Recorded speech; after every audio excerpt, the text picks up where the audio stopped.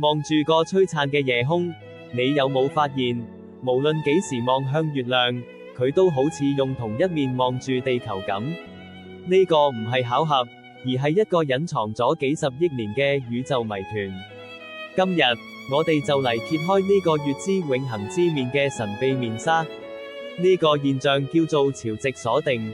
簡單嚟講，地球嘅強大引力，好似一隻無形嘅巨手，長期拉扯住月亮，唔止造成我哋地球上嘅潮汐漲退，亦同時影響咗月亮自身嘅旋轉速度。月球最初其實係有自轉嘅，但係地球嘅引力不斷對月球施加扭力。隨住時間過去，月亮嘅自轉速度因為能量耗散同角動量守恆，慢慢被減慢，就好似一個旋轉緊嘅陀螺，摩擦力會令佢越轉越慢。